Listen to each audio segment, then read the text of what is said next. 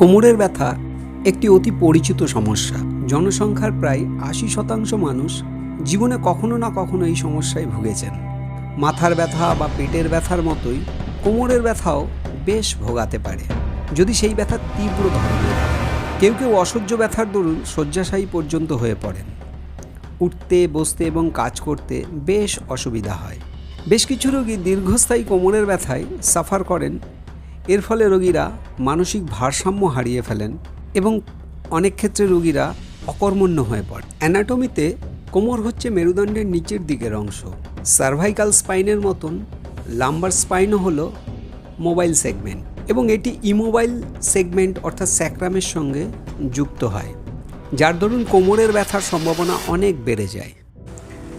নমস্কার, আমি সন্দীপ পাল। আজকে আমরা আলোচনা করছি কোমরের ব্যথা নিয়ে। কোমরের ব্যথার অনেক কারণ থাকতে পারে, তবে বিশেষ কিছু উল্লেখযোগ্য কারণ, সেগুলো প্রথমে জেনে নেওয়া যাক। 1 নম্বর পশ্চারাল, এক নাগাড়ে ঝুঁকে বসে কাজ করা। 2 নম্বর ট্রমা, আঘাত বা দুর্ঘটনা। 3 নম্বর ডিস্ক প্রোল্যাপস, কোমরের ডিস্কের সমস্যা। 4 নম্বর ডিজেনারেটিভ ডিজিজ, লাম্বার স্পন্ডিলোসিস বা কোমরের ক্ষয়।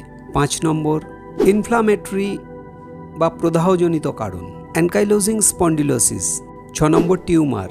7 নম্বর মেটাবলিক অস্টিওপোরোসিস। 8 নম্বর কনজেনিটাল ডিফর্মিটি, যেমন স্পাইনা বাইফিটা। 9 নম্বর অন্যান্য কারণ, যেমন তার মধ্যে ওবেসিটি, প্রেগন্যান্সি এবং অকুপেশনাল স্ট্রেন। আজ আমরা আলোচনা করব ডিজেনারেটিভ ডিজিজ অর্থাৎ লাম্বার স্পন্ডিলোসিসের কারণে যে কোমরের ব্যথা হয় তা নিয়ে। তো প্রথমে দেখা যাক যে লাম্বার স্পন্ডিলোসিস আসলে কি। লাম্বার স্পন্ডিলোসিস হলো এমন একটি অবস্থা যা মেরুদণ্ডের ক্ষয় বা বার্ধক্যজনিত পরিবর্তন বোঝায়। আসলে এটি মেরুদণ্ডের বাত, যার ফলে মেরুদণ্ডের হাড় ও কার্টিলেজের ক্ষয় ঘটে। লাম্বার স্পন্ডিলোসিস মূলত বয়স বৃদ্ধির কারণে ঘটে থাকে। লাম্বার স্পন্ডিলোসিসের নির্দিষ্ট কিছু কারণ এবং ঝুঁকিপূর্ণ বিষয় আছে। আমরা প্রথমে এবার দেখে নিই যে লাম্বার স্পন্ডিলোসিসের কিছু নির্দিষ্ট কারণ। লাম্বার স্পন্ডিলোসিস এর কারণগুলোর মধ্যে উল্লেখযোগ্য হলো 1 নম্বর বার্ধক্য। বয়স বাড়ার সাথে সাথে মেরুদণ্ডের হাড়, ডিস্ক এবং সংযোগকারী টিস্যুগুলি ক্ষতিগ্রস্ত হতে শুরু করে।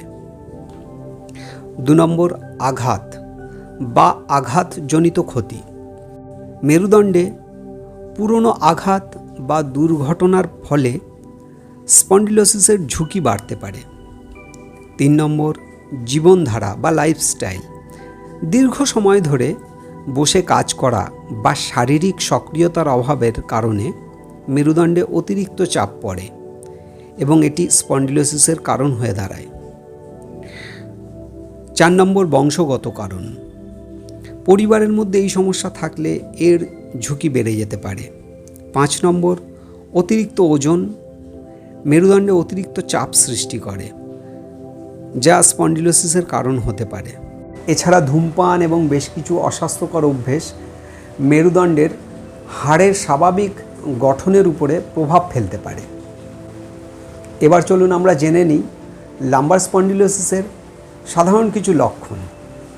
1 নম্বর কোমরে, পিঠে তীব্র ব্যথা। 2 নম্বর দীর্ঘক্ষণ বসে থাকার পর ব্যথা বাড়ে। 3 নম্বর পায়ের দিকে ঝিনঝিনে অনুভূতি। 4 নম্বর শরীর বাঁকা করতে বা নাড়াচাড়া করতে বেশ সমস্যা হয়। এবার চলুন আমরা জেনে নিই লাম্বার স্পন্ডিলোসিসের চিকিৎসা। 1 নম্বর পেন কিলার। প্যারাসিটামল বা আইবুপ্রোফেনের মতো ওষুধ ব্যথা কমাতে সাহায্য করে।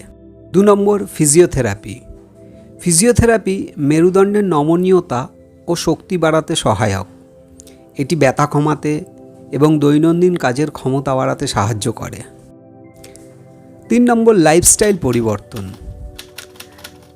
লাইফস্টাইল পরিবর্তনের মধ্যে পড়ে সঠিক ভঙ্গি বজায় রাখা, ওজন নিয়ন্ত্রণ করা, নিয়মিত ব্যায়াম করা। 4 নম্বর সার্জারি। যদি উপরের প্রতিকারগুলোর পরেও ব্যথা না কমে, তবে শেষ উপায় হিসেবে সার্জারি প্রয়োজন হতে পারে। এবার চলুন আমরা দেখে নিই লাম্বার স্পন্ডিলোসিসে কয়েকটি সাধারণ কোমরের ব্যায়াম, যে ব্যায়ামগুলো আপনি যদি দিনে দুবেলা করে করেন তাহলে আপনি খুব তাড়াতাড়ি কোমরের ব্যথা থেকে মুক্ত হয়ে উঠতে পারবেন। তো চলুন ব্যায়ামগুলো দেখে নেওয়া যাক।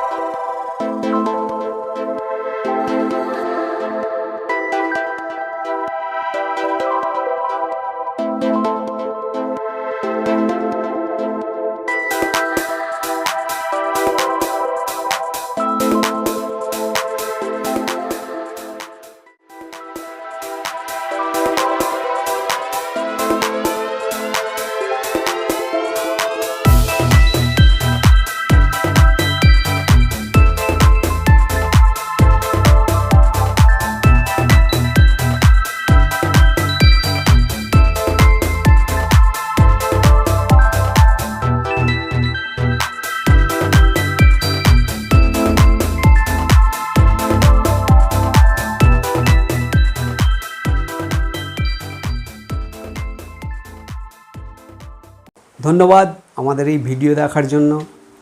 আশা করি লাম্বার স্পন্ডিলোসিস নিয়ে আপনার ধারণা অনেক পরিষ্কার হয়েছে। এই রকম স্বাস্থ্য সংক্রান্ত ভিডিও দেখার জন্য প্লিজ আমাদের চ্যানেলটিকে সাবস্ক্রাইব করুন। আপনার যদি কোনো নির্দিষ্ট মতামত থাকে অবশ্যই কমেন্ট বক্সে জানান। আবার আরেকটি নতুন ভিডিও নিয়ে দেখা হবে। ভালো থাকুন, সুস্থ থাকুন, নিরাপদ থাকুন।